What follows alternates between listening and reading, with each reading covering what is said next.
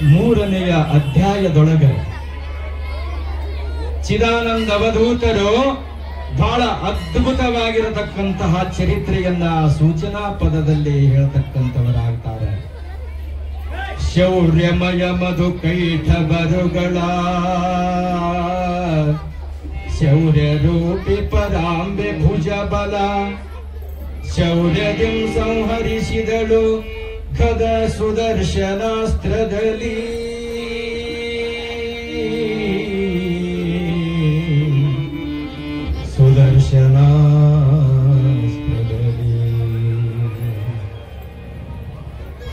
ಏ ನಂದೀಶ್ವರನೇ, ನಾವು ತಾಯಿಯನ್ನ ಮತ್ತೆ ಕಳ್ಕೊಂಡು ಬಿಟ್ಟೆವು. ಆ ಅಭಯವನ್ನ ಕೊಟ್ಟಿರತಕ್ಕಂತಹ, ಆ ವರವನ್ನ ಕೊಟ್ಟಿರತಕ್ಕಂತಹ ವಿಚಾರವನ್ನ ನಾವು ಮೂವರು ಕೂಡಿಕೊಂಡು ಮಾತುಕತೆ ಮಾಡಾಕತ್ತಿದ್ದೆವು. ಏನಂತ? ತಾಯಿ ನನಗೆ ಸೃಷ್ಟಿಯನ್ನ ಮಾಡಾಕ ಅಧಿಕಾರವನ್ನ ಕೊಟ್ಟಿದ್ದಾಳ, ಕಮಂಡಲೋದಕವನ್ನ ಕೊಟ್ಟಿದ್ದಾಳ, ಕಮಂಡಲವನ್ನ ಕೊಟ್ಟಿದ್ದಾಳ. ವಿಷ್ಣು ಅಂತಾನ ನನಗೆ ಸುದರ್ಶನ ಚಕ್ರವನ್ನ ಕೊಟ್ಟಿದ್ದಾಳ, ನೀನು ಈ ಲೋಕವನ್ನ ಪರಿಪಾಲನೆಯನ್ನ ಮಾಡು ಅಂತ ಆ ತಾಯಿ ಆಶೀರ್ವಾದ ಮಾಡಿದಾಳ. ರುದ್ರ ಅಂತಾನ ತ್ರಿಶೂಲ ಡಮರುಗವನ್ನ ಕೊಟ್ಟಿದ್ದಾಳ ನನಗ, ಈ ಲೋಕವನ್ನ ಸಂಹಾರ ಮಾಡುವಂತ. ಈ ವರವನ್ನ ಕೊಟ್ಟು ಸೃಷ್ಟಿ ಸ್ಥಿತಿ ಲಯ ಮಾಡತಕ್ಕಂತಹ ಸೃಷ್ಟಿಯನ್ನ ನಾ ಇದ್ದಲ್ಲೇ ನೀವಿದ್ದಲ್ಲಿಯೇ ನಾನು ಇರ್ತೀನು ಅಂತ ಹೇಳಿ ಅಭಯವನ್ನ ಕೊಟ್ಟು ಅಂತರ್ಧಾನಳಾಗಿರತಕ್ಕಂಥವಳಾಗಿದ್ದಾಳಲ್ಲ. ಆ ಸಂದರ್ಭದೊಳಗೆ ನಾವು ಮೂವರು ಜನಗಳು ನಾನು ಸೃಷ್ಟಿಯನ್ನ ಮಾಡ್ತೀನು, ನಾನು ಸ್ಥಿತಿಯನ್ನ ಮಾಡ್ತೀನು, ನಾನು ಲೋಕವನ್ನ ಕಾಯ್ತನು ವಿಷ್ಣು ಅಂದ. ನಾನ ಹುಟ್ಟಿಸಿದ್ದಿಲ್ಲ ಅಂತಂದ್ರೆ ನೀನೇನು ಕಾಯ್ತಿ ಅಂತ ಬ್ರಹ್ಮ ಅಂದ. ನಾವಿಬ್ರು ಸೃಷ್ಟಿ ಸ್ಥಿತಿ ಮಾಡ್ಲಿಲ್ಲ ಅಂತಂದ್ರ ನೀಯಾಕ ಲಯ ಮಾಡ್ತಿ ಅಂತ ಪರಮಾತ್ಮನಿಗೆ ಕೇಳ್ತಾರೆ. ಬದಿಗೊಬ್ಬಾತನಾಗಲು ಈ ಪ್ರಪಂಚಕ್ಕೆ ಎಲ್ಲಾರು ಮೋದಿ ಅಂತೇಳಿ ಮೋದಿ ಸೀಟ್ನೊಳಗ ಕುಂತು ಬಿಟ್ರ ಹೆಂಗಾಗ್ತೈತ್ರಿ? ಎಲ್ಲಾರು ಪ್ರಧಾನಿನೇಪ್ಪ. ನಾ ಪುರಾಣ ಹೇಳಕತ್ತೀನೋ, ನನ್ನ ಸೀಟ್ ಒಂದ ಐತಿ ಇಲ್ಲಿ ಎಲ್ಲಾರು ನೀವು ಬಂದು ಕುಂತ್ರೆ ಹೆಂಗ ಆಕೈತಿ? ನಡೀತೇನ್ರಿ? ಅವ್ರು ವಿಚಾರ ಮಾಡ್ತಾರ, ದೊರೆ ಜಗಕ್ಕೆ ದೊರೆಯೊಬ್ಬಾತನಾಗಲು ಜಗವು ಸುಸೂತ್ರದಲ್ಲಿ ನಡೀತದ. ಜಗಕ್ಕೆ ಮೂವರು ದೊರೆಗಳಾದ್ರೆ ಜಗ ಹೆಂಗ ನಡೀತದ? ಅವರವರಲ್ಲಿ ಭಿನ್ನಾಭಿಪ್ರಾಯ ಬರ್ತದ, ದೇವಾನ ದೇವತೆಗಳಿಗೆ ಬಂದದ. ಇನ್ನು ನಿಮ್ಮಂತವದೇನ ಲೆಕ್ಕ? ಬ್ರಹ್ಮ ರುದ್ರ ವಿಷ್ಣುವಿಗೆ ನಾನು ನಾನು ನಾನು ಅನ್ನತಕ್ಕಂತ ಅಹಂಕಾರ ಬಂತು. ಮೂವರು ನಾ ದೊರೆ, ನಾ ದೊಡ್ಡವ, ನನ್ನಿಂದ ನನ್ನ ಮಾತು ನೀವು ಕೇಳ್ರಿ ನಾನು ಅಂತ ಬ್ರಹ್ಮ ಹಠ ಮಾಡಾಕತ್ತು ಬಿಟ್ಟ. ವಿಷ್ಣು ಅಂತಾನ ನೀ ಹುಟ್ಟಿಸ್ತಿ ಖರೆ, ನಾ ಕಾಯ್ಬೇಕಲ್ಲ, ಕಾಯ್ಲಿಲ್ಲ ಅಂತಂದ್ರೆ ನೀ ಏನ ಮಾಡ್ತಿದಿ? ಆ ಸಂದರ್ಭದೊಳಗ ನೀವೆಲ್ಲಾ ಹುಟ್ಟಿಸಿ ಕಾಯ್ತಿರಿ ಖರೆ, ನಾನು ಮತ್ತೆ ಲಯಕಾರನಕನಾಗಿ ಮಾಡತಕ್ಕಂಥವನದೇನೋ, ನಾನು ಲಯ ಮಾಡ್ಲಿಲ್ಲ ಅಂತಂದ್ರೆ ನೀವೇನು ಮಾಡ್ತೀರಿ? ನೋಡ್ರಿ ಎಷ್ಟು ವಿಚಿತ್ರ ಐತಿ ನೋಡ್ರಿ. ಆ ಪರಮಾತ್ಮ ಎಷ್ಟು ಯುಗ ಆಗ್ತಾವ ನೋಡ್ರಿ. ಯುಗದೊಳಗ ಒಂದ ಕಣ ಅಂತ ಕರಿತೀವ ನಾವು, ಮಣ್ಣಿನ ಕಣದೊಳಗ ನಾವು ಆ ಹುಟ್ಟಿದ್ದು ಹಂಗ ಜೀವಂತ ಇದ್ರಿ ಹೆಂಗ ಆಗ್ತೈತ್ರಿ? ಹುಟ್ಟದ ಒಬ್ಬ ಜೀವಂತ ಅಜರಾಮರವಾಗಿರ್ತಕ್ಕಂಥವ ಆಗ್ತಾನೆ. ಎಲ್ಲಾರು ಹಂಗ ಇದ್ರಿ ಹೆಂಗ ಆಗ್ತೈತಿ? ಈಗ ಒಬ್ಬರು ತಿದ್ದು ಒಬ್ಬರು ಬದುಕಾಕತ್ತಾರ. ಇನ್ನ ಬಹಳ ಮಂದಿ ಭೂಮಿ ಮೇಲೆ ಇದ್ರೆ ಏನಾಗ್ತೈತಿ? ಜಿಗಿ ಜಿಗಿ ಆಗುತ್ತದ. ಈ ಊರ ಅಂತಂದ್ರ ಈ ಬ್ರಹ್ಮಾಂಡವೇ ಒಂದು ಊರಾಗ್ತಿತ್ತು. ಸಾಗರ ಸಹಿತ ಏನಾಗ್ತಿತ್ತು? ಊರಾಗ್ತಿತ್ತು. ಅವಕ ಮರಣ ಅನ್ನತಕ್ಕಂಥದ್ದು ಪರಮಾತ್ಮ ಇಟ್ಟು ಬಿಟ್ಟಿದ್ದಾನ. ಅದಕ್ಕೋಸ್ಕರವಾಗಿ ಆ ಮೂವರು ನಾವೆಲ್ಲರೂ ಜಗಳಾಡಕತ್ತೇವು. ಆಮೇಲೆ ನಾ ಹೆಚ್ಚ ಅನ್ನೋದು ಬೇಡಪ್ಪ, ನೀ ಹೆಚ್ಚ ಅನ್ನೋದು ಬೇಡ. ಒಂದು ನಿರ್ಣಯ ಮಾಡ್ತಾರ ಅಣ್ಣ ತಮ್ಮರು. ಯಾರು? ಬ್ರಹ್ಮ, ಹರಿ, ರುದ್ರಗಳು ಒಂದು ನಿರ್ಣಯ ಮಾಡಿದ್ರು. ಬ್ರಹ್ಮ ಹೇಳ್ತಾನ ಅಂತ ಕರೆದ ಪರಮಾತ್ಮಗ,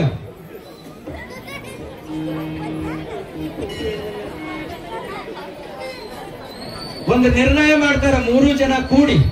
ಏನಂತ ಅಂದ್ರ, ಯಾರ ಹೊಟ್ಟೆಯೊಳಗ, ಯಾರ ಗರ್ಭದೊಳಗ 14 ಲೋಕಗಳು ಇರ್ತಾವ ಅವರೇ ದೊಡ್ಡವರು ಅದು ಬಿಟ್ಟ. ಅವಾಗ ಬ್ರಹ್ಮ ಅಂತ ಬಾಯಿ ತೆರೆದು ಬಿಟ್ಟು ನೋಡ್ರಿ. ಪರಮಾತ್ಮ ಮತ್ತು ವಿಷ್ಣು ಇಬ್ರು ಬ್ರಹ್ಮನ ಹೊಟ್ಟೆಯೊಳಗೆ ಹೋಗಿ ಬಿಡ್ತಾರ. ಅಲ್ಲಿ ನೋಡ್ತಾರ ಅನಂತವಾಗಿರತಕ್ಕಂತ ನದಿ, ಹಳ್ಳ, ಕೊಳ್ಳ, ಬಾವಿ, ಬೆಟ್ಟ, ಗುಡ್ಡ. ಯೋಗಿಗಳು ಬ್ರಹ್ಮಜ್ಞಾನ ಮಾಡತಕ್ಕಂತಹ ಋಷಿಗಳ ಆಶ್ರಮವನ್ನ ನೋಡ್ತಾರ. ಅತಳ, ವಿತಳ, ಸುತಳ, ಪಾತಾಳ, ರಸಾತಳ, ತಳಾತಳ, ಭುವರ್ಲೋಕ, ಸ್ತಪರ್ಲೋಕ, ಭುವರ್ಲೋಕ ಎಲ್ಲಾ ನೋಡ್ತಾರ. 14 ಲೋಕಗಳನ್ನ ನೋಡ್ತಾರ. ಅಬ್ಬಾ, ಎಂತಹ ಅದ್ಭುತವಾಗಿರತಕ್ಕಂತಹ ಏನು ಈ ಬ್ರಹ್ಮನ ಬ್ರಹ್ಮಾಂಡವಾಗಿರತಕ್ಕಂತ ಗರ್ಭ ಅಂತ ಅವರಿಗೆ ದಾರಿ ಕಾಣಲಿಲ್ಲ. ಇಬ್ಬರಿಗೆ ಯಾರಿಗೆ ಕಾಣಲಿಲ್ಲ?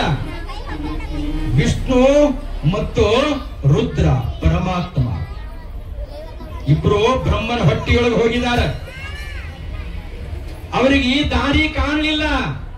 ಏ ವೃಷಭೇಶನೇ, ಏ ನಂದೀಶ್ವರನೇ, ಕೇಳೋ, ನಾವು ಎಲ್ಲಾ ದೇಶ ಕೋಶಗಳನ್ನ ಅಡ್ಡಾಡಿ ದಾರಿ ಕಾಣಿಸಲಿಲ್ಲ, ದಾರಿ ತಿಳಿಲಾರ್ದಕ್ಕ ನಾನು ಆ ಬ್ರಹ್ಮನ ನೆತ್ತಿಯನ್ನ ಒಡೆದು ಹೊರಗೆ ಬಂದೆ. ಪರಮಾತ್ಮ ಹೇಳ್ತಾನ.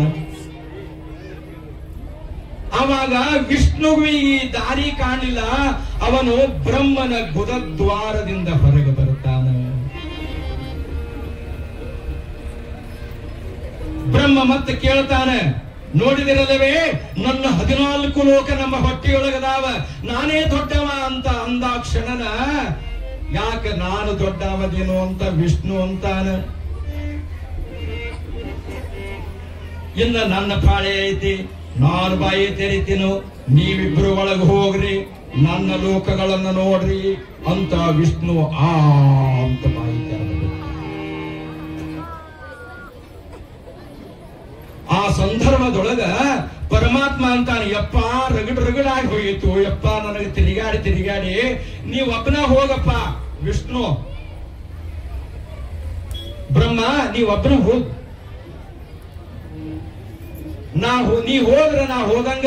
ಆ ವಿಷ್ಣುವಿನ ಹೊಟ್ಟಿಯೊಳಗೆ ಹೋದ್ರ ನೀ ಹೋದ್ರ ನಾ ಹೋದಂಗ, ನೀ ನೋಡಿದ್ರ ನಾ ನೋಡ್ದಂಗ ಅಂತಾರ ನೋಡ್ರಿ. ನೀವು ಊಟ ಮಾಡಿದ್ರ ನಾ ಊಟ ಮಾಡ್ದಂಗ ಆಗ್ತೇನ್ರಿ? ಆಗಂಗಿಲ್ಲ.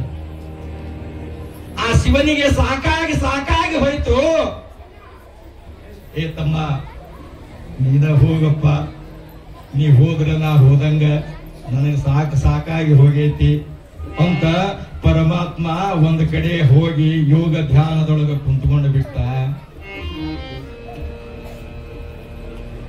ಆವಾಗ ವಿಷ್ಣು ಆ ಬ್ರಹ್ಮನ ನಾಭಿ ಕಮಲದೊಳಗ, ಬ್ರಹ್ಮ ಹೋಗ್ತಾನ ವಿಷ್ಣುವಿನ ಗರ್ಭದೊಳಗ.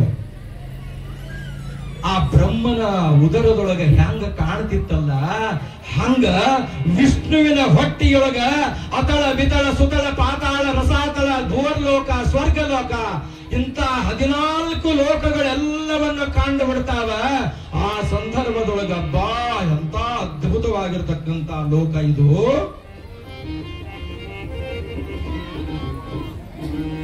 ಆ ಬ್ರಹ್ಮನಿಗೂ ದಾರಿ ಕಾಣಲಿಲ್ಲ,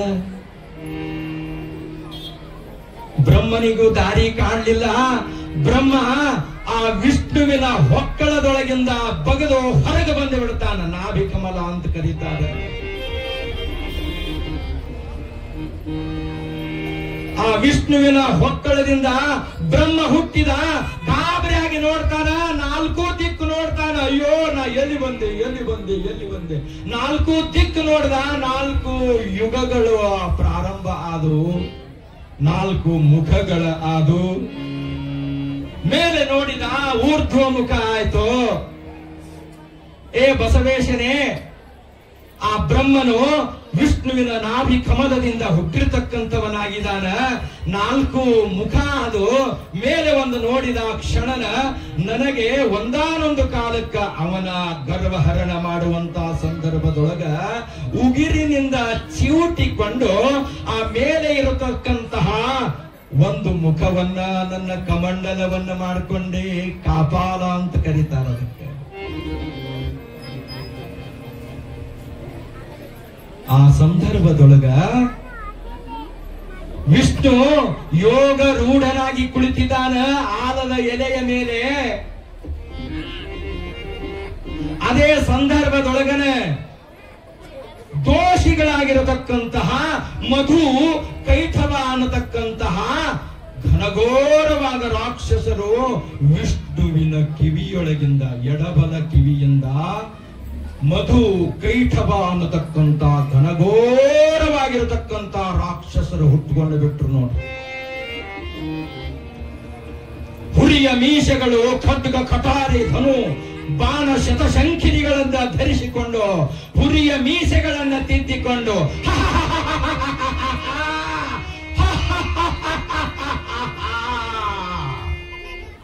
ಎಲೆ ಬ್ರಹ್ಮವೇ, ನಿನ್ನನ್ನು ನಾನು ಬಿಡುವುದಿಲ್ಲ.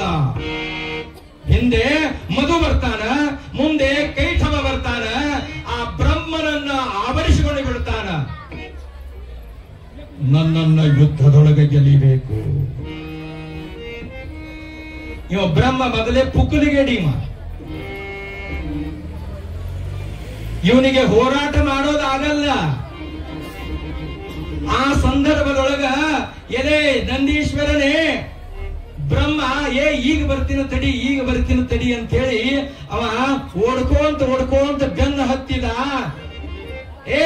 ಎಲ್ಲಿಗೆ ಹೋಗುತ್ತೀಯೋ ಬ್ರಹ್ಮ,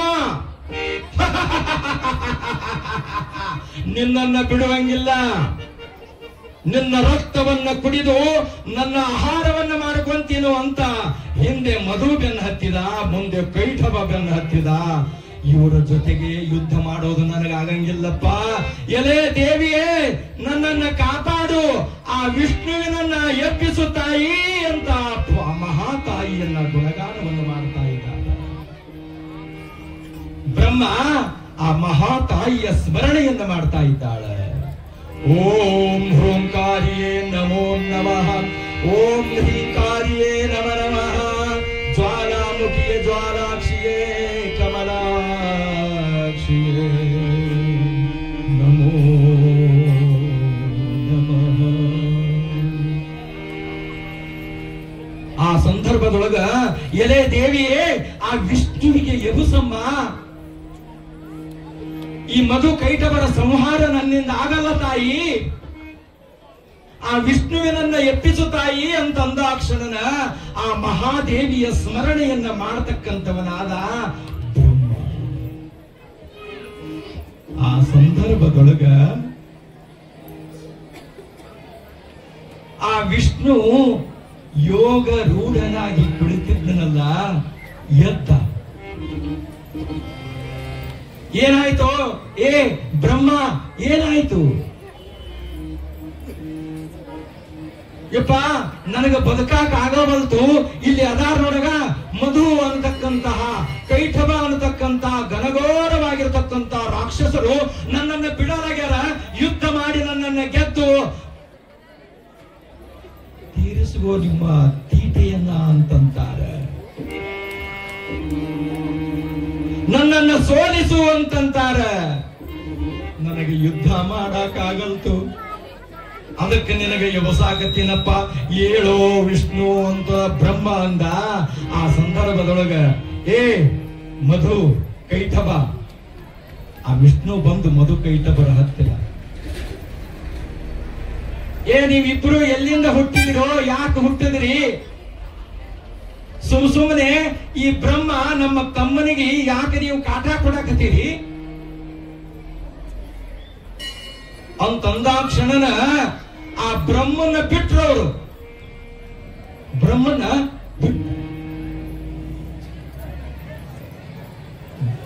ವಿಷ್ಣುವಿನನ್ನ ಬೆನ್ನ ಹತ್ತಿದರು. ಅದನ್ನ ಕೇಳಾಕ ನೀ ಯಾರು? ನೀವು ಇಬ್ಬರದಿರಿ, ನಾವು ಇಬ್ಬರದೀವು. ಮಧು ಕೈಠವ ನಾವಿಬ್ಬರದೀವು. ಬ್ರಹ್ಮ ವಿಷ್ಣು ನೀವು ಇಬ್ಬರದಿರಿ. ಬರೀ ಯುದ್ಧಕ್ಕೆ ಅಂತ ಯುದ್ಧವನ್ನ ಸಾರ್ತಾರ. ಆ ಸಂದರ್ಭದೊಳಗ ನಂದೀಶ್ವರನೇ, ಶ್ರೀ ಹರಿಯೇ, ಆ ಮಹಾವಿಷ್ಣುವೇ ದೇವಿಯಾಗಿರ್ತಕ್ಕಂಥವರದಾರ. ದೂರ ಹೋಗಿ ಬ್ರಹ್ಮ ಕೂಡ್ಕೊಂಡು ಬಿಟ್ಟ, ನಿಂತ್ಕೊಂಡು ಬಿಟ್ಟ, ಗಡ ಗಡ ಗಡ ಗಡ ಗಡ ಗಡ ನಡುಕೊಂತ. ವಿಷ್ಣು ತನ್ನ ಕೈಯಲ್ಲಿರ್ತಕ್ಕಂಥ ಸುದರ್ಶನ ಚಕ್ರವನ್ನ ಬೀಸಿಬಿಡ್ತಾನ ಆ ಮಧು ಕೈಠವಾದ್ಯರಿಗೆ. ಏ ನಂದೀಶ್ವರನೇ, ಆ ದೇವಿಗೂ ಆ ವಿಷ್ಣುವಿಗೂ, ಆ ವಿಷ್ಣುವಿನ ಅವತಾರಿಯಾಗಿರತಕ್ಕಂತಹ ದೇವಿಗೂ ಮಧು ಕೈಠವ ಅನ್ನತಕ್ಕಂಥ ಘನಘೋರವಾಗಿರತಕ್ಕಂಥ ರಾಕ್ಷಸರಿಗೂ ಘನಘೋರವಾಗಿರತಕ್ಕಂತಹ ಯುದ್ಧವನ್ನ ಪ್ರಾರಂಭ ಆಗುತ್ತದೆ. 5000 ವರ್ಷಗಳ ಪರಂತರವಾಗಿ ನಿರಂತರವಾಗಿ ಯುದ್ಧವಾಗುತ್ತದೆ. ಮಧು ಕೈಠವ ಅನ್ನತಕ್ಕಂಥ ಘನಘೋರವಾಗಿರತಕ್ಕಂತಹ ರಾಕ್ಷಸರು ವೀರನಾಗಿರ್ತಕ್ಕಂಥವನು ವಿಷ್ಣುವಿಗೆ ಸಾಕಾಗಿ ಹೋಗಿಬಿಡುತ್ತದೆ. ಅಯ್ಯೋ ಶಿವ ಶಿವ. ಮಹಾಭಾರತದೊಳಗ 18 ದಿನದಲ್ಲಿ ಯುದ್ಧ ಘನಘೋರವಾಗಿರ್ತಕ್ಕಂಥದ್ದದ. 18 ದಿನ ಅಲ್ಲ, 5000 ವರ್ಷಗಳ ಪರ್ಯಂತರವಾಗಿ ವಿಷ್ಣುವಿಗೆ ಮಧು ಕೈಠವರಿಗೆ ಯುದ್ಧ ಆಗ್ತದ. ನದಿಗಳು, ರಕ್ತದ ನದಿಗಳು ಕೋಡಿ ಕೋಡಿ ಕೋಡಿಯಾಗಿ ಹರಿತಾವ. ಆ ಸಂದರ್ಭದೊಳಗ ಸಾಗರೋಪಾದಿಯಳಿಗೆ ರಕ್ತದ ನದಿಗಳಾಗಿ ಹರಿದು ಬಿಡುತ್ತಾವ. ವಿಷ್ಣುವಿಗೆ ಸಾಕಾಗಿ ಹೋಯಿತು. ಅಯ್ಯೋ ಶಿವ ಶಿವ, ಏನು ಮಾಡೋದು? ಇವರ ಆಯುಷ್ಯ ಎಂದು ತೀರ್ತದೆ? ಇವರ ಆಯುಷ್ಯ ಎಂದು ತೀರ್ತದ? ಆ ದೇವಿ ಇವರನ್ನೂ ಹುಟ್ಟಿಸಿ ಬಿಟ್ಟಿದ್ದಾಳಲ್ಲ. ಎಲ್ಲಿ ಕತ್ತಲೆ ಇರ್ತದ ಅಲ್ಲಿ ಬೆಳಕಿರ್ತದ, ಎಲ್ಲಿ ಬೆಳಕಿರ್ತದ ಅಲ್ಲಿ ಕತ್ತಲೆದೇ ಇರ್ತದ, ಎಲ್ಲಿ ಚಲೋ ಇರ್ತದ ಅಲ್ಲಿ ಕೆಟ್ಟ ಇರ್ತದ, ಎಲ್ಲಿ ಕೆಟ್ಟ ಇರ್ತೈತಿ ಅಲ್ಲಿ ಚಲೋ ಇರ್ತದ. ದೀಪದ ಬುಡಕನೇ ಕತ್ತಲೆ ಇರ್ತದ. ಈ ಸೃಷ್ಟಿಯ ನಿಯಮನೂ ಕೂಡ ಹಾಗೆ ಅದ. ಎಲ್ಲಿ ಒಳ್ಳೆಯವರು ಇರ್ತಾರ ಅಲ್ಲಿ ಕೆಟ್ಟವರು ಇದ್ದೇ ಇರ್ತಾರೆ. ಒಳ್ಳೆಯವರನ್ನ ಮುಂದಕ್ಕೆ ತರಬೇಕಾದ್ರ ಕೆಟ್ಟವರ ಪಾತ್ರ ಬಹಳ ಅದ್ಭುತವಾಗಿರತಕ್ಕಂಥದ್ದು. ನಿಂದಕರಿರಬೇಕು, ನಿಂದಕರು ಇರಬೇಕು ಅಂತ. ಹೆಂಗಿರಬೇಕು ಅಂತಂದ್ರ, ನಮ್ಮ ಮನದ ಮೈಲಿಗೆಯನ್ನ ಹಸನು ಮಾಡ್ತಾರಂತ ತಮ್ಮ ನಾಲಿಗೆಯಿಂದ. ಊರ ಹೊರಗ ಹಂದಿ ಇರ್ತಾವ, ಆ ಊರ ಹೊರಗಿನ ಹೊಲಸ ಹಂದಿ ತನ್ನ ಬಾಯಿಯಿಂದ ಹೊಲಸ ತೆಗಿತಾವ. ಜನರೊಳಗ ನಿಂದಕರು ಹೆಂಗಿರ್ತಾರ ಅಂತಂದ್ರ, ಒಳ್ಳೆಯವರ ನಿಂದೆಯನ್ನ ಮಾಡಿದರ ಅವರ ಮಾಡಿರತಕ್ಕಂತಹ ಪಾಪದ ನಾಲಿಗೆಯಿಂದ ಹೊಲಸು ತೆಗಿತಾರಂತ ನಿಂದಕರು. 12ನೇ ಶತಮಾನದಲ್ಲಿಗೆ ಬಸವಣ್ಣನವರನ್ನ ಇಷ್ಟು ಬೆಳಕಿಗೆ ತರಾಕ ಕಾರಣ ಯಾರು ಅಂತಂದ್ರ ಕೊಂಡಿ ಮಂಚಣ್ಣ ಅಂತ ಕರೀತಾರೆ. ಹಾಗೇನೆ ಇಲ್ಲಿ ಘನಘೋರವಾಗಿರತಕ್ಕಂತಹ ಯುದ್ಧವನ್ನ ನಡೆಯುವಂತಹ ಸಂದರ್ಭದೊಳಗ ವಿಷ್ಣು ಅಂತಾನ, ಏ ತಮ್ಮಗಳಿರ, ಏ ಮಧು ಕೈಟವರ, ಏನು 5,000 ವರ್ಷಗಳ ಪರ್ಯಂತರವಾಗಿ ನನ್ನ ಜೊತೆ ಯುದ್ಧವನ್ನ ಮಾಡಿದಿರಿ. ಶಹಬಾಷ್ ಶಹಬಾಷ್, ನಿಮ್ಮ ಯುದ್ಧದ ಶೌರ್ಯಕ್ಕೆ ನಾನು ಮೆಚ್ಚಿದೆ. ನಿನ್ನ ಶೌರ್ಯಕ್ಕೆ ನಾನು ಮೆಚ್ಚಿದೆ. ಏನು ವರಗಳನ್ನ ಬೇಕು ಕೇಳ್ರಿ, ನಿಮಗ ಕೊಡ್ತೀನು ಅಂತ ವಿಷ್ಣು ಅಂತಾನ. ಏಯ್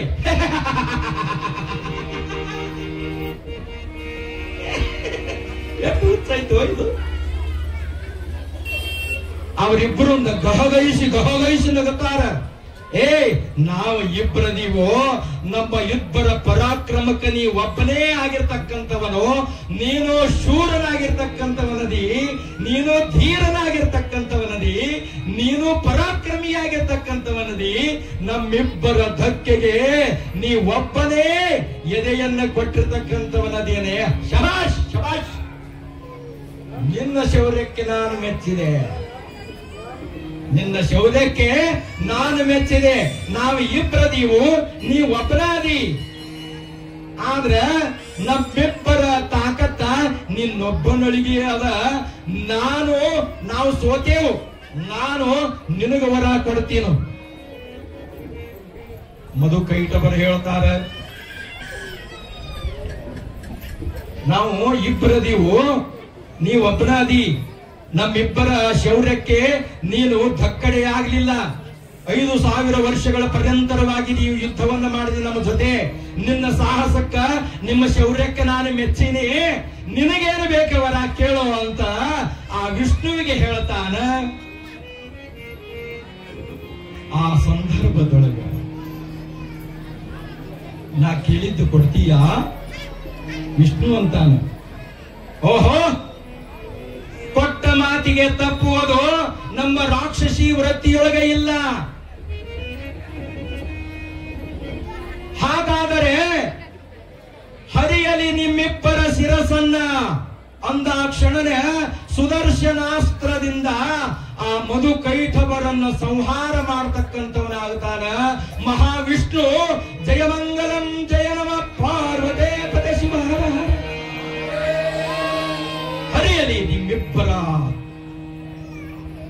ಶಿರಸ್ಸನ್ನ ಆ ವಿಷ್ಣುವಿನ ಸುದರ್ಶನಾಸ್ತ್ರದಿಂದ ಆ ಮಧು ಕೈಟವರ ಚಂಡ ಮುಂಡವನ್ನ ಬೇರ್ಪಡೆಯಾಗಿ ಅವರಲ್ಲಿರತಕ್ಕಂತಹ ರಕ್ತದ ನದಿಗಳು ಹೆಪ್ಪುಗಟ್ಟಿ ಮೇಧಿನಿಯಾಯಿತು. ಮೇಧಸ್ಸು ಅಂತ ಕರೀತಾರೆ. ಮೇಧಸ್ಸು ಮೊದಲೇ ಇದು ನಿರಾಕಾರವಾಗಿರತಕ್ಕಂತ ಬ್ರಹ್ಮ ಸ್ವರೂಪವಾಗಿರತಕ್ಕಂತಹದ್ದಿತ್ತು. ಮಧು ಕೈಟವರ ಸಂಹಾರ ಆದ ಮೇಲೆ ಅವರ ರಕ್ತದ ನದಿಗಳು ಕೋಡಿ ಕೋಡಿ ಕೋಡಿಯಾಗಿ ಹರಿದು ಹೆಪ್ಪುಗಟ್ಟಿ ಅದನ್ನ ಮೇಧಿನಿಯಾಯಿತು, ಭೂಮಿಯಾಯಿತು. ಅದಕ್ಕೆ ನಾವು ಭೂಮಿಯನ್ನ ಆಳ್ತಾ ಇದ್ದೇವೆ.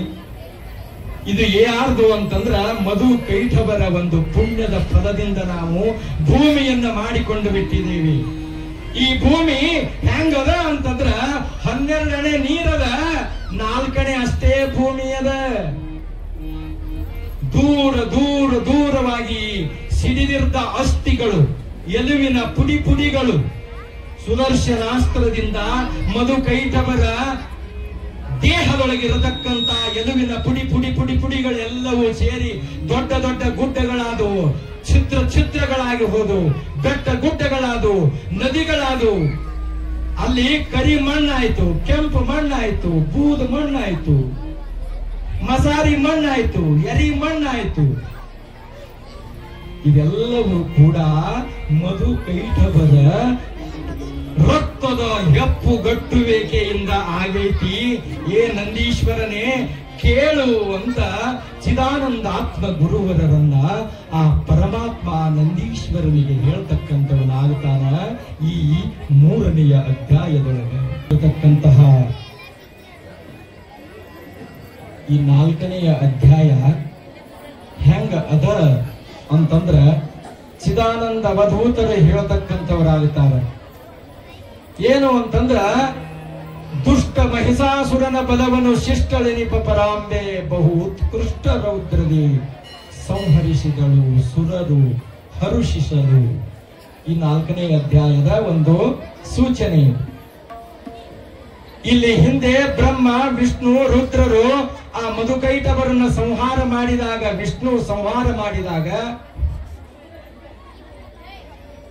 ಶಿವ ಬರ್ತಾನಂತ. ಏನೋ ಬ್ರಹ್ಮ ವಿಷ್ಣು ಏನೋ ಇದೆಲ್ಲ ಎಂತಹ ಅದ್ಭುತ ಆಯ್ತಲ್ಲ, ಯಾಕ ನಿಮ್ಮ ಆಯುಧ ನಿಮ್ಮ ಮೈಯ ಎಲ್ಲ ರಕ್ತ ಯಾಕಾಗೈತಿ ಅಂತ ಪರಮಾತ್ಮ ಕೇಳ್ತಾರ. ಆ ಸಂದರ್ಭದೊಳಗ ಈ ನಡೆದಿರತಕ್ಕಂತಹ ವಿಚಾರ ಎಲ್ಲವನ್ನ ವಿಷ್ಣು ಬ್ರಹ್ಮ ಶಿವನಿಗೆ ಹೇಳ್ತಾರ. ನೀ ಏನಪ್ಪಾ ಹೋಗಿಬಿಟ್ಟೆ, ನಂದಲ್ಲ ನಿಂದಲ್ಲ ಅಂತೇಳಿ ಯಾವುದೋ ಮೈ ಮೇಲೆ ತಗೊಳ್ಳಿಲ್ಲ. ನಮ್ಮಿಬ್ಬರಿಗೆ ಆ ಮಧುಕೈಟಭ ಅನ್ನತಕ್ಕಂತ ರಾಕ್ಷಸ ಘೋರವಾಗಿರ್ತಕ್ಕಂತ ಯುದ್ಧದೊಳಗ ನಮ್ಮನ್ನು ಸೋಲಿಸಾಕತ್ತಿದ್ದ. ಆವಾಗ ವಿಷ್ಣುವಿನ ಸುದರ್ಶನಾಸ್ತ್ರದಿಂದ ಅವನನ್ನ ವರ ಕೇಳಿದೆವು, ನಿಮ್ಮ ತಲೆಯನ್ನ ಹರಿಯಲಿ ಅಂತ ವರ ಕೇಳಿದಾಗ ಅವರು ಹರಿಯಲಿ ನಮ್ಮ ತಲೆಯನ್ನ ಅಂದಾಕ್ಷಣದ ಇದೆಲ್ಲ ಆಯ್ತು ನೋಡು. ಅವಾಗ ಹುಟ್ಟಿದಿರು ಬ್ರಹ್ಮ ಲೋಕ, ವಿಷ್ಣು ಲೋಕ, ಸತ್ಯಲೋಕ, ಕೈಲಾಸ ಅವಾಗ ಹುಟ್ಟದು. ಅತಳ ವಿತಳ ಸುತಳ ಪಾತಾಳ ರಸಾತಳ ಭುವರ್ಲೋಕ ಸ್ವರ್ಗ ಮರ್ತ್ಯ ಇಂಥವು 14 ಲೋಕಗಳು ಹುಟ್ಟಿದವು ನಂದೀಶ. ಆಮೇಲೆ ಆ ಶುಕ್ಲ ಮಜ್ಜ ಮಾಂಸ ಮೊದಲಾಗಿ ಇರತಕ್ಕಂತ ರಾಕ್ಷಸದ ವಿಶೇಷವಾಗಿರತಕ್ಕಂತಹ ಲೆಕ್ಕವಿಲ್ಲದೆ ಮೇರು ಪರ್ವತಗಳ ಎನಿಸಿಕೊಂಡುವು, ಇಕ್ಕೆಲೆದಲಾಡ್ತಕ್ಕಂತ ಪರ್ವತಗಳು ಎನಿಸಿಕೊಂಡುವು. ಚಕ್ರಘಾತದಲ್ಲಿ ದೂರ ಸಿಡಿದಿರ್ತಕ್ಕಂತ ಅಸ್ಥಿಗಳು ಬೆಟ್ಟ ಗುಡ್ಡಗಳಾಗಿ ಪರಿವರ್ತನೆಯಾದವು. ಆಗ ಮೇದಿನಿ ಎನಿಸಿಕೊಂಡ್ಲು. ಆಗ ಆದರೂ ನಮಗ ಆಮೇಲೆ ಪಾರ್ವತಿಗೆ ಲಗ್ನ ಆಯ್ತು, ವಿಷ್ಣು ಸರಸ್ವತಿಗೆ ಲಗ್ನ ಆಯ್ತು, ಬ್ರಹ್ಮ ಸರಸ್ವತಿಗೆ ಲಗ್ನ ಆಯ್ತು. ನಾವು ಬ್ರಹ್ಮ ವಿಷ್ಣು ಮಹೇಶ್ವರರು, ಪಾರ್ವತಿ ಲಕ್ಷ್ಮಿ ಸರಸ್ವತಿಯರು 3 ಹೆಂಡರಾದರು. ನಮ್ಮ ಸಂಸಾರ ಬಹಳ ಆನಂದವಾಗಿ ಸಾಗಾಕತ್ತಿತ್ತು. ಅದೇ ಸಂದರ್ಭದೊಳಗ ಮತ್ತೆ ಒಂದು ದೇವತೆಗಳಿಗೆ ಗಂಡಾಂತರ ಪ್ರಾಪ್ತವಾಯಿತು. ಎಲ್ಲಾ ದೇವಾನುದೇವತೆಗಳ ಕೈ ತಳಗ ವರುಣ, ಕುಬೇರ, ಇಂದ್ರ ಇವರೆಲ್ಲರೂ ಅಷ್ಟದಿಕ್ಪಾಲಕರು. ಇವರ ಕೈ ತೆಳಗ ನಾವು 3 ಸಿಂಹಾಸನದ ಮೇಲೆ ಕುಳಿತಾಗ ನಮ್ಮನ್ನ ಆಡಳಿತ ಮಾಡತಕ್ಕಂತಹ ಎಲ್ಲಾ ದೇವಾನುದೇವತೆಗಳು ಒಟ್ಟುಗೂಡಿ ಆನಂದವಾಗಿ ಸುಖವಾಗಿರತಕ್ಕಂತ ರಾಜ್ಯ ಭಾರವನ್ನ ಈ ಜಗತ್ತಿಗೆ ಆಡಳಿತವನ್ನ ಕೊಡಾಕತ್ತಿದ್ದೇವೋ ಆ ಸಂದರ್ಭದೊಳಗ ಮತ್ತೊಂದು ಘನಘೋರವಾಗಿರತಕ್ಕಂತಹ ಒಂದು ಗಂಡಾಂತರ ಪ್ರಾರಂಭವಾಯಿತು ನೋಡಿ. ಏನು ಅಂತಂದ್ರ ಮಹಿಷಾಸುರ ಅನ್ನತಕ್ಕಂತ ಒಬ್ಬ ರಾಕ್ಷಸ. ಮಹಿಷ ಅಂತಂದ್ರ ಏನ್ರಿ ಮಹಿಷ ಅಂದ್ರ ನಿಮ್ಮೂರ ಹೆಸರೇನು? ಅದೇ ಮಹಿಷ ಅಂದ್ರೆ ಅದೇ. ಕೋಣನ ಕೆರೆ, ಕೋಣನ ತಲೆ. ಇದು ಈ ಊರಿನ ಒಂದು ಇತಿಹಾಸನು ಬಹಳ ದೊಡ್ಡದೈತೆ ಅಂತ್ರಿ. ಸ್ವಲ್ಪ ಕೇಳಿನಷ್ಟ. ಇಲ್ಲಿ ಅಜ್ಞಾನ ಅನ್ನತಕ್ಕಂತಹ ಕೋಣ ಮಹಿಷ ಅವ ಹುಟ್ಟಿರತಕ್ಕಂತಹ ವಿಧ ಹೆಂಗೈತಿ ಅಂತಂದ್ರ ರಂಭ ಕದಂಬ ಅನ್ನತಕ್ಕಂತ ಘನಘೋರವಾಗಿರ್ತಕ್ಕಂತ ರಾಕ್ಷಸರು. ರಂಭ ಕದಂಬ ಅವರು ಏನ್ ಮಾಡಿದ್ರು ಅಂತಂದ್ರ ಆ ಬ್ರಹ್ಮನನ್ನ ಕುರಿತು 5,000 ಅಲ್ಲ 50,000 ವರ್ಷಗಳ ಪರಂತರವಾಗಿ 1 ವರ್ಷ 1,000 ವರ್ಷ ನೀರಿನೊಳಗ, 1,000 ವರ್ಷ ನೆಲದೊಳಗ, 1,000 ವರ್ಷ ಆಕಾಶದೊಳಗ, ಹಿಂಗ 50,000 ವರ್ಷಗಳ ಪರಂತರವಾಗಿ ಏನು ಘೋರವಾಗಿರತಕ್ಕಂತ ತಪಸ್ಸಾಚರಣೆ ಮಾಡಿದ್ರಂತ. ಆ ಸಂದರ್ಭದೊಳಗ ಅವರ ತಪವನ್ನ ಹಾಳು ಮಾಡುವ ಸಲುವಾಗಿ ದೇವಾನು ದೇವತೆಗಳು ಆಟ ಓಡಿದ್ರಂತ ಒಂದು ಮಹಿಷಿ ಅನ್ನತಕ್ಕಂತಹ ಒಂದು ಎಮ್ಮೆಯನ್ನು ಬಿಟ್ರು. ಎಲ್ಲಿ? ಈ ಕೆರೆಯೊಳಗೆ. ಆವಾಗ ಆ ನೀರಿನೊಳಗೆ ಏನ ಮಾಡಾಕತ್ತಿದ್ರಲ್ಲ ತಪಸ್ಸ, ಆ ಮಾಡುವಂತಹ ಸಂದರ್ಭದೊಳಗ ಎಮ್ಮೆಯ ರೂಪವನ್ನ, ಆ ಮಹಿಷಿಯ ರೂಪವನ್ನ ಆ ಕೋಣ ಅನುಭವಿಸಾಕತ್ ಬಿಡ್ತಂತ. ಆವಾಗ ಆ ರಂಭ ಕದಂಬರ ಇಂದ್ರಿಯಗಳು ಆ ಮಹಿಷಿಯ ಗರ್ಭದೊಳಗ ಹೊಟ್ಟಿ ಮಹಿಷಾಸುರ ಅನ್ನತಕ್ಕಂತ ಘನಘೋರವಾಗಿರತಕ್ಕಂತಹ ಮಹಾರಾಜ ಹುಟ್ಟಿದ ಅಂತ ಬರುತ್ತದೆ. ಇಲ್ಲಿ ಸಾವರ್ಣಿಕೆ ಮನ್ವಂತರ ಅಂತ ಕರೀತಾರೆ. ಈ ಚರಿತ್ರೆ ನಡೆದದ್ದು ಸಾವರ್ಣಿಕೆ ಮನ್ವಂತರ ಅಂತ ಕರೆದರು. ಇಂತು ಬಹು ಯುಗಗಳ ಪರ್ಯಂತರವಾಗಿ ಸಾವರ್ಣಿಕೆಯ ಮನ್ವಂತರ ದೇವಿಯ ಸಾಹಸ. ಅಂತ ಸಾಹಸ ಅಂತಂದ್ರ ಯುಗಗಳ ಒಂದು ಲೆಕ್ಕ ನೋಡ್ಬೇಕಾದ್ರೆ ತ್ರೇತಾಯುಗ, ಕೃತಯುಗ ಅಂತ ಕರೀತಾರ. 17,28,000 ವರ್ಷ ಐತಂತ ನೋಡ್ರಿ ಅದಕ್ಕೆ ಆಯುಷ್ಯ. ಯಾವದಕ್ಕ? ಕೃತಯುಗಕ್ಕ. ಇನ್ನು ತ್ರೇತಾಯುಗಕ್ಕ 12,96,000 ವರ್ಷ ಐತಂತ. ಆಮೇಲೆ ದ್ವಾಪಾರ ಯುಗಕ್ಕ 86,004 8,64,00,000 ಐತಂತೆ. ಆಮೇಲೆ ಕಲಿಯುಗಕ್ಕ 4,32,000 ವರ್ಷ ಐತಂತೆ. ಕಲಿಯುಗದಿಂದ ದ್ವಾಪಾರ ಯುಗ 2 ಪಟ್ಟ ವರ್ಷ ಜಾಸ್ತಿ ಆಯ್ತು. ದ್ವಾಪಾರ ಯುಗದಿಂದ ಕೃತಯುಗ ಮತ್ತ 1 ಪಟ್ಟು ಜಾಸ್ತಿ ಆಯ್ತು. ಆಮೇಲೆ ತ್ರೇತಾಯುಗದಿಂದ ಕೃತಯುಗ 17 ಲಕ್ಷ ಅಂದ್ರೆ ಡಬಲ್ ಆಗತ್ರಿ. ಲಕ್ಷ ಅಂತ ಕರಿತೀವಿ ನಾವೆಲ್ಲ. ನಮ್ಮ ಆಯುಷ್ಯ ಎಷ್ಟೈತ್ರಿ? ಎಷ್ಟೈತ್ರಿ? 70-80 ಲಾಸ್ಟ್ ವರ್ಷ. ಇದು ಬರೇ ಇಲ್ಲಿ ಲಕ್ಷ ಐತಿ ನೋಡ್ರಿ. ಇಲ್ಲಿ 4,32,000. ಈ ಕಲಿಯುಗ ಹ್ಯಾಂಗ ಐತಿ? ಈಗ ಎಷ್ಟು ಪಾದದ ಒಳಗ ಐತಿ ಅಂತಂದ್ರ ಪ್ರಥಮ ಪಾದ ಅಂತ ಕರೀತಾರೆ.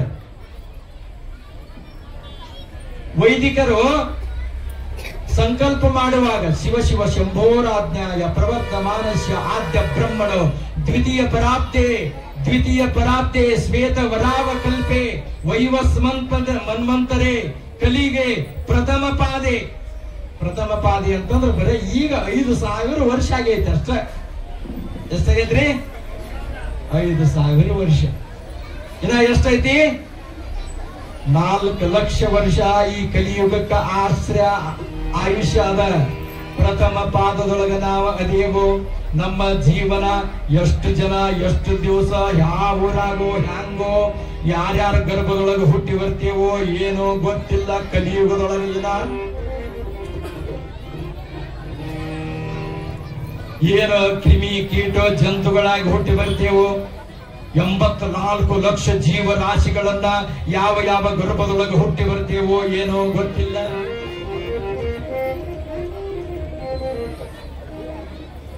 ಆವಾಗ ಇಂಥವು ಸಹಸ್ರ ಯುಗಗಳ ಆದ ಮ್ಯಾಲ 43 ಕೋಟಿ ಆದಾಗ ವಿಷ್ಣುವಿಗೆ ಒಂದು ಗಳಿಗೆ ಆಗ್ತದಂತ್ರಿ. ಒಂದು ಗಳಿಗೆ ಅಂದ್ರೆ ಎಷ್ಟು?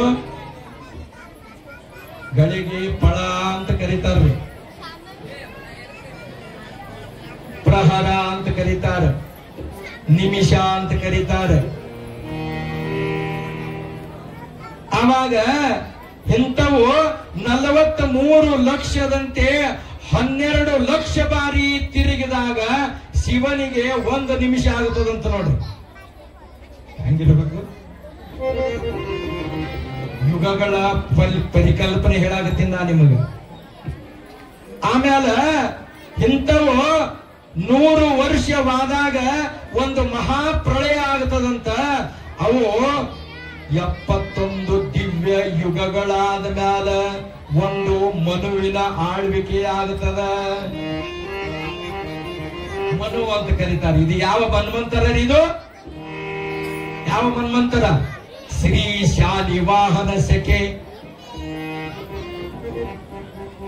ಯಾವದ್ರಿ? ಯಾವ್ದೈತಿ? ಮನ್ವಂತರ ಶಾಲಿವಾಹನ ಸೆಕೆ. ಇದು ಮನ್ವಂತರ.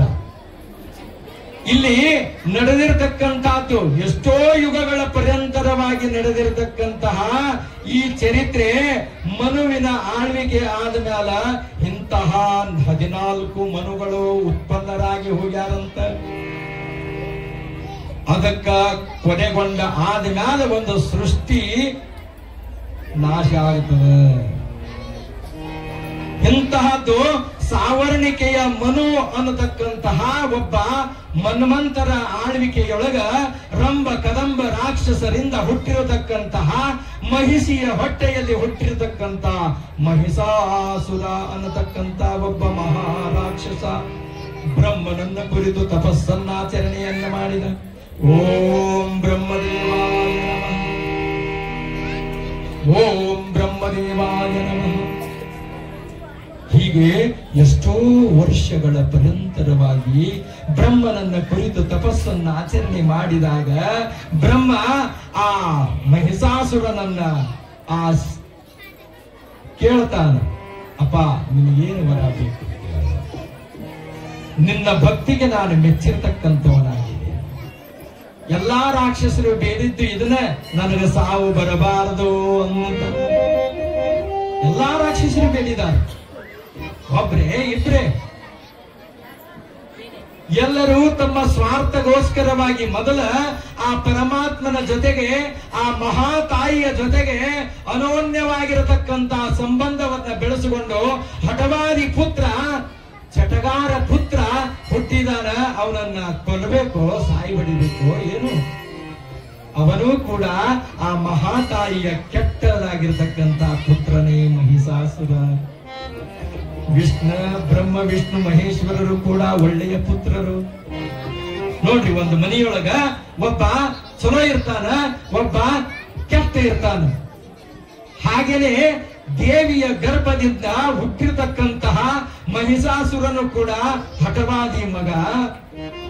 ಬ್ರಹ್ಮ ವಿಷ್ಣು ಮಹೇಶ್ವರರು ಏನು ಚಲೋ ಮಕ್ಕಳು. ಇಲ್ಲಿ ಒಂದ ಮನೆಯೊಳಗ 2 ಬಗೆಗಳಾಗಿರ್ತಕ್ಕಂಥವಾಗಿದ್ದಾವ, ಭೇದಗಳಾಗಿರ್ತಕ್ಕಂಥವಾಗಿದ್ದಾವ. ಅದಕ್ಕೋತಮಾರಿಯಾಗಿರತಕ್ಕಂತಹ ಮಹಿಷಾಸುರ ಬ್ರಹ್ಮದೇವನನ್ನ ಕುರಿತು ತಪಸ್ಸನ್ನ ಆಚರಣೆಯನ್ನ ಆಚರಣೆ ಮಾಡಿದಾಗ ನನಗೆ ಯಾರಿಂದಲೂ ಸಾವು ಬರಬಾರದು ಅಂತ ವರ ಕೇಳ್ದ. ಯಕ್ಷ, ಗಂಧರ್ವ, ಕಿನ್ನರರ, ಕಿಂಪುರುಷ, ಬ್ರಹ್ಮ, ಹರಿ, ರುದ್ರಾದಿಗಳಿಂದ ನನಗೆ ಸಾವು ಬರಬಾರದು. ಆಯ್ತು, ತಥಾಸ್ತು ಅಂದು ಬಿಟ್ಟ ಬ್ರಹ್ಮ. ಆ ಸಂದರ್ಭದೊಳಗ ಆ ಬ್ರಹ್ಮ ಒಂದು ಮಾತು ಹೇಳ್ತಾನೆ, ತಥಾಸ್ತು, ಆದ್ರ ಒಂದು ಮಾತು ನಡೆಸಿಕೊಡಬೇಕು. ಏನು? ಒಂದು ಸಾಮಾನ್ಯವಾಗಿರತಕ್ಕಂತ ಹೆಣ್ಣು ಮಗಳು ನಿನಗೆ ಕೊಂದ್ರು ಕೊಲ್ಲಬಹುದು, ದೊಡ್ಡದಾಗಿರತಕ್ಕಂತ ವರವನ್ನು ಬೇಡ್ಯಾನ. ಅವಾಗ ಅವನಿಗೆ ತೃಣ ಸಮಾನ ಆಯ್ತು. ಅದೇನ ಮಾಡ್ತದ ಹೆಣ್ಣ? ಅದೇನ್ ಮಾಡ್ತದ ಅಂತ ಆಯ್ತು. ಆಗಲಿ ಅಂತ ತಥಾಸ್ತು ಅಂದ ಬ್ರಹ್ಮದೇವ. ಬೆಳೆದು ಬೆಳೆದು ದೊಡ್ಡವನಾದ. ಅವನ ಹೆಂಗಿದ್ದ ಅಂತಂದ್ರ ಮಹಿಷಾಸುರ ಅನ್ನತಕ್ಕಂಥವ ಹೆಂಗಿದ್ದ ಅಂತಂದ್ರ 100,000 ಅಕ್ಷೋಹಿಣಿ ಅಂತ ಕರೀತಾರೆ. ಆ 1000 ಅಕ್ಷೋಹಿಣಿಯ ಸೈನ್ಯವನ್ನ ತಗೊಂಡು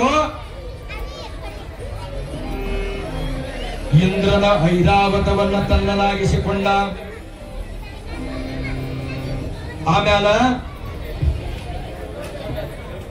ಎಲ್ಲಾ ಅಧಿಕಾರವನ್ನ ದೇವಲೋಕ, ಮರ್ತ್ಯಲೋಕ, ಪಾತಾಳ, ಸುತಳ, ವಿತಳ ಎಲ್ಲಾ ಲೋಕಗಳನ್ನ ಮಹಿಷಾಸುರ ವಶಪಡಿಸಿಕೊಂಡು ಬಿಟ್ಟ.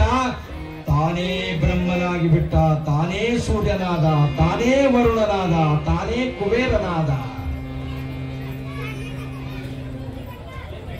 ಮಹಿಷಾಸುರಗೆ ಅಷ್ಟಮದಗಳು ಅಂತ ಬರ್ತಾವ. ಅಷ್ಟಮದಗಳು 8 ಮದಗಳದಾವ. 8 ಮದ. ಮದ ಅಂದ್ರೆ ಸ್ವಕ್ಕ.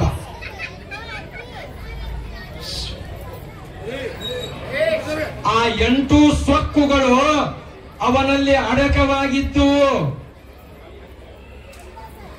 ಯಾವುದು? ಮೊದಲಿಗೆ ವಿದ್ಯಾಮದ, ರೂಪಮದ, ಯೌವನ ಮದ. ಇಂಥವು 8 ಮದಗಳದಾವ.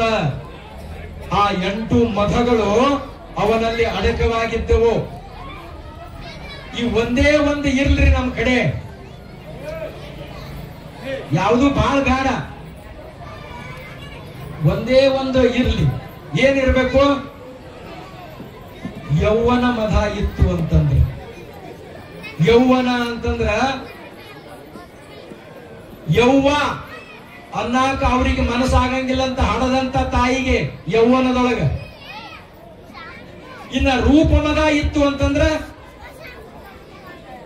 ಬಾಳ ಚಲೋ ಇತ್ತಳು ಅಂತಂದ್ರ ಆಯಮ್ಮ ಒಬ್ಬಕ್ಕೆ ಯಾವಕ್ಕಿರ ಕರ್ರ ಹೆಣ್ಮಗಳ ಕುಂತಳು ಮಗಳು ಅಂತಂದ್ರ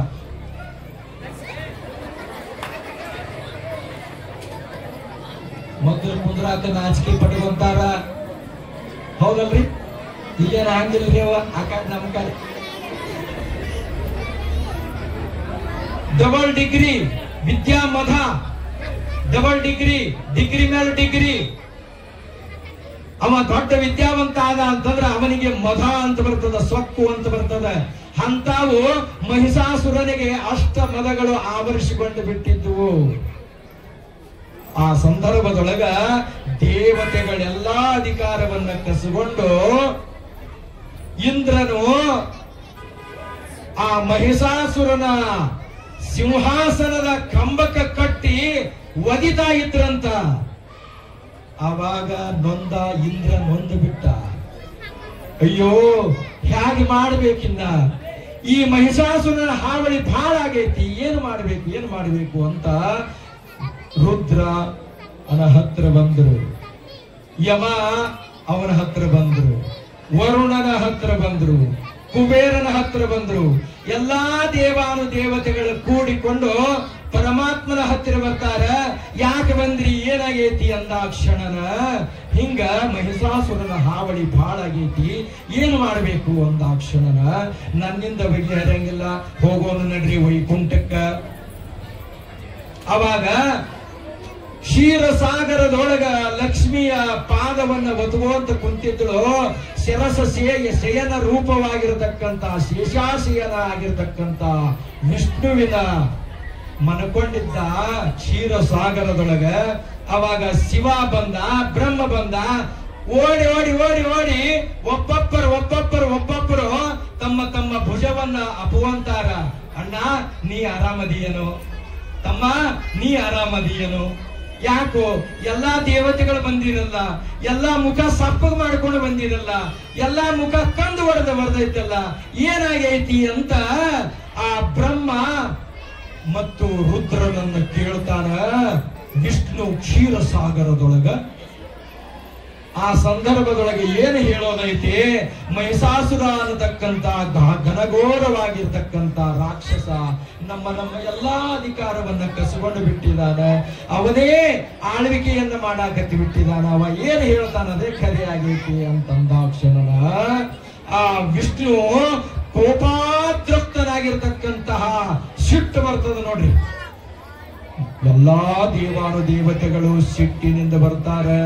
ಒಬ್ಬರೊಬ್ಬರನ್ನ ಅಪ್ಪುತಲಿ ಮೈ ಒಪ್ಪಿ ಒಬ್ಬೊಬ್ಬರು ಒಂದೊಂದಾಗಿ ಕೋಪದ ಜ್ವಾಲೆಯಾಗಿ. ಈಗ ನೀವು ಆಭರಣಗಳನ್ನು ಮಾಡಿಸ್ಕೊಂತೀರಿ, ಅದ್ ಮೊದಲು ಏನಿರ್ತೈತ್ರಿ? ಏನಿರ್ತೈತಿ? ಅದು ಬಂಗಾರ ಇರ್ತೈತಿ. ಆ ಬಂಗಾರ ಹೋಗಿ ಪತ್ತಾರ ಹತ್ರ ಕೊಟ್ರ, ನನಗೆ ಹಿಂಗ ಗೆಜ್ಜೆ ಟಿಕ್ಕಿ ಮಾಡು, ನನಗೆ ಹಿಂಗ ಬುಳ್ಮಾರ್ ಸರ ಮಾಡು, ನನಗೆ ಹಿಂಗ ಚಪ್ಪಲ ಹಾರ ಮಾಡು. ಚಪ್ಪಲ ಹಾರ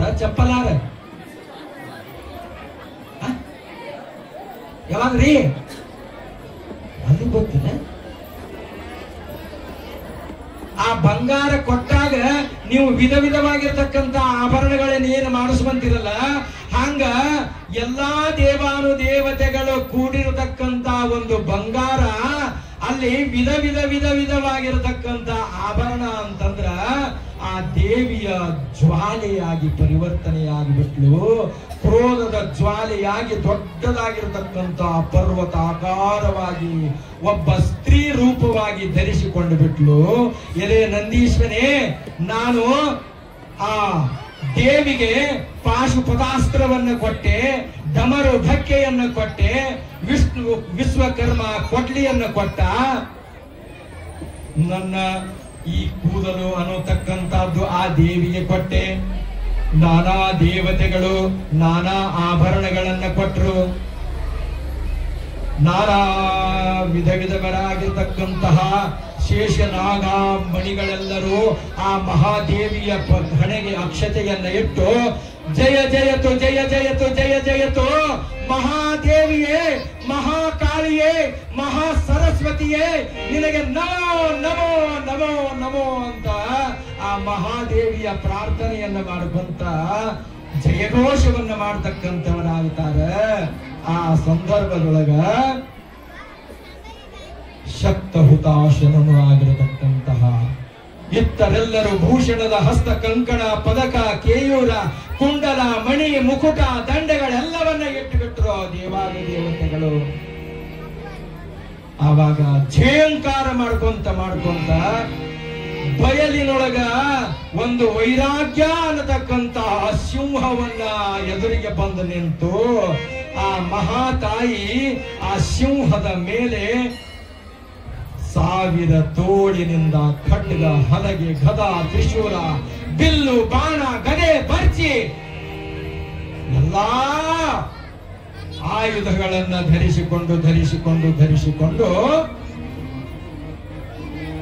ಮಹಿಷಾಸುರನಿದ್ದಲ್ಲಿಗೆ ಕೇಕೆ ಹಾಕೊಂತ ಎಲ್ಲಾ ದೇವಾನುದೇವತೆಗಳು ಡಮರುಗ, ಗಂಟೆ, ಶಂಖನಾದವನ್ನ ಮಾಡಿಕೊಂಡು ಮಹಾಶಾಂಭವಿ ಮಾತಾ ಕಿ, ಮಹಾಮಾರಿಕಾಂಬಾ ದೇವಿ ಮಾತಾ ಕಿ ಜೈ ಜೈ ಅಂತ ರಣದ ರಂಗದೊಳಗ ಹೊರತಕ್ಕಂಥವರಾಗುತ್ತಾರೆ. ಅದಕ್ಕೋಸ್ಕರವಾಗಿ ಆ ಯುದ್ಧದ ವರ್ಣನೆಯನ್ನ ನಾವು ನೀವೆಲ್ಲರೂ ಕೇಳೋಣ ಅಂತ